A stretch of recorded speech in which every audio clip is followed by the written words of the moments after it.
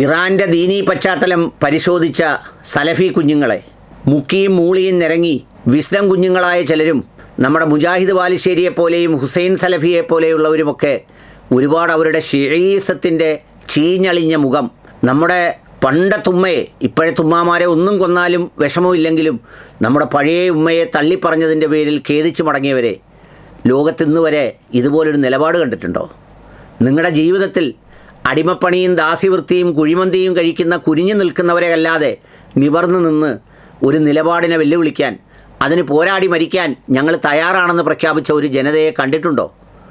കിട്ടുന്ന കാശ് അല്പം കുറഞ്ഞു പോയാൽ, സ്ഥാനം പോകുമെന്ന് വിചാരിച്ചാൽ, അവിടെ നിന്ന് പറഞ്ഞു വിടുമെന്ന് വിചാരിച്ചാൽ ആ നാടിന് വേണ്ടി ആ നാട്ടിലെ ഏത് വൃത്തികേടുകൾക്കും ഒപ്പം നിന്ന് കൂട്ട നിന്ന് കീജയ് വിളിക്കുന്നത് പോരാതെ വേദന കൊണ്ട് മൗനം പാലിച്ച് കഴിയുന്നതിന് പകരം നമ്മൾ പണ്ട് പ്രജാപതി OV വിജയൻ്റെ നോവലിൽ തൂറിയപ്പോൾ അതിൻ്റെ വർണ്ണന നടത്തിയതുപോലെ, അത് സുഗന്ധമാണെന്ന് പറഞ്ഞതുപോലെ, ആ വാക്കൊന്നും തെറ്റല്ല കേട്ടോ, വലിയൊരു എഴുത്തുകാരൻ ഉപയോഗിച്ചതാണ്.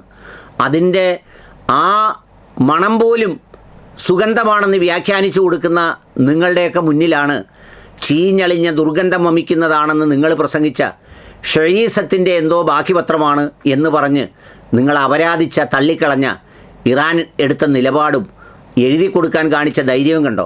ഈ മേഖലയെ ഇനി ആക്രമിക്കരുതെന്ന്, ലെബനോനെ ആക്രമിക്കരുതെന്ന്, ഫലസ്തീനെ ആക്രമിക്കരുതെന്ന്, ആ മേഖലയോട് നീതി കാണിക്കണമെന്ന്. അവർ പിടിച്ചെടുക്കണമെന്ന് പറഞ്ഞില്ല, ഞങ്ങൾക്ക് വേണമെന്ന് പറഞ്ഞില്ല. ഒരു പെരുന്നാൾ ദിനം കടന്നു പോയപ്പോഴും മസ്ജിദുൽ അക്സയിൽ വിശ്വാസികളെപ്പോലും പ്രവേശിപ്പിക്കാതെ അടിച്ച് തകർത്ത് ആട്ടിപ്പായിച്ച് ഓടിച്ചപ്പോൾ നിങ്ങൾ ഇന്ന് മൈക്ക് വെച്ച് ഇറാനെ പുലഭ്യം പറയുന്ന നാവിൽ നിന്ന് ഇത് നോക്കിക്കൊണ്ട് നിന്ന കുഴിമന്തിക്കാരെക്കുറിച്ച് മിണ്ടാൻ ഹുസൈൻ സലഫിയെപ്പോലുള്ളവർക്ക് പേടി തോന്നും. ആ പേടിയെയാണ് അള്ളാഹു സുബ്ഹാനഹു വതആലയും പ്രവാചകനുമൊക്കെ വിശേഷിപ്പിച്ച യക്കീനില്ലായ്മ, ഈമാനില്ലായ്മ, ഉറപ്പില്ലായ്മ.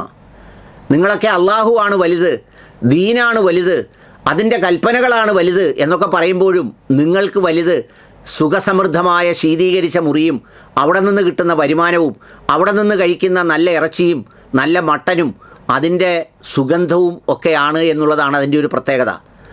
അതിന് മറുപടി പറയാൻ, അത് മനസ്സിലാക്കാൻ എന്നെപ്പോലുള്ളവർക്ക് ഒരുപാട് കിതാബുകളൊന്നും പഠിക്കണ്ട, വർഷങ്ങളോളം ദർസിൽ ഓതുകയും വേണ്ട.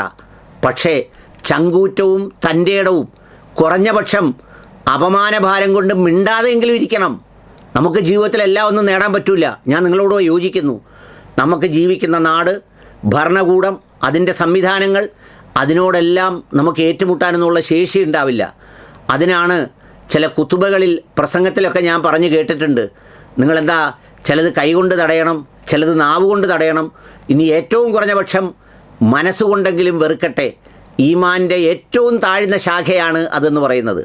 ആ മനസ്സുകൊണ്ട് പോലും വെറുപ്പില്ലാതെ നിങ്ങൾ ആ നാവ് കൊണ്ടും ആ ചിന്ത കൊണ്ടും ആ കൈകളിങ്ങനെ ഉയർത്തി ഈ പറയുന്ന എല്ലാ തോന്നിയാസങ്ങൾക്കും കൂട്ടുനിൽക്കുന്ന ഈ ജൂതായുസത്തിൻ്റെയും സയണിസത്തിൻ്റെയും എല്ലാ സംഗതികൾക്കും കോപ്പ് കൂട്ടി കൊടുക്കുന്ന, മട്ടൻ വെച്ച് കൊടുക്കുന്ന ആളുകൾക്ക് ഓശാന പാടി അതിനുവേണ്ടി ശബ്ദമുയർത്തി നിങ്ങൾ ഈ പറയുന്ന പോലെ ഇറാനെ നോക്കി ഷഈസത്തിൻ്റെ ചീഞ്ഞളിഞ്ഞ മുഖം വന്ന് മക്കയിലും മദീനയിലും കയറുമെന്ന് നിങ്ങളെ അടിമകളെപ്പോലെ വിശ്വസിക്കുന്ന, നിങ്ങളെ മുത്തി കുടിക്കുന്ന, നിങ്ങളെ ഇങ്ങനെ വാരി പുണർന്ന് എനിക്കും മക്കൾക്കും ഒന്നുമില്ലെങ്കിലും ഹുസൈൻ സലഫിക്കും ബാക്കിയുള്ളവർക്കുമൊക്കെ ഒത്തിരി ഉണ്ടാകണമെന്ന് പ്രാർത്ഥിക്കുന്ന കുറേ മുജാഹിദുകളായ പാവപ്പെട്ട മനുഷ്യരെ നിങ്ങൾ മുന്നിലിരുത്തി ആവേശം കൊള്ളിച്ച് ആരെയാണ് വിറ്റെടുക്കുന്നത്?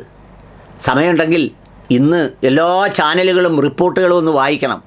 എന്നിട്ടൊരു രാജ്യം സ്വീകരിച്ച നിലപാട് നോക്കണം. നാളെ ആഖിറത്തിൽ അവർക്ക് എന്ത് കൊടുക്കുന്നു എന്നുള്ളത് അള്ളാഹു തീരുമാനിച്ചോട്ടെ. അങ്ങനെ ലോകത്ത് ഒരുപാട് രാജ്യങ്ങളില്ലേ? എല്ലാവരും ഇസ്ലാം മതത്തിൻ്റെ രാജ്യങ്ങളാണോ? അല്ലാത്ത എത്രയോ രാജ്യങ്ങളുണ്ട്. യൂറോപ്പിൽ എത്രയോ രാജ്യങ്ങളുണ്ട്. അതിനോട് വല്ലതും നിങ്ങൾക്ക് എതിർപ്പുണ്ടോ? അതിനെ വല്ലതും നിങ്ങൾ പറയുമോ? ഇതുപോലെ പറയത്തില്ല. എന്താ കാര്യം? നിങ്ങളുടെ മുതലാളിമാർക്ക് എന്താണോ ഇഷ്ടം ആ മുതലാളിക്ക് പറ്റുന്ന രീതിയിൽ അവരുടെ ദുർഗന്ധത്തെ സുഗന്ധമാക്കി മാറ്റി കൊടുക്കാനാണ് നിങ്ങളുടെ നാവും നിങ്ങളുടെ ആരോഗ്യമൊക്കെ ഉപയോഗിക്കുന്നത്.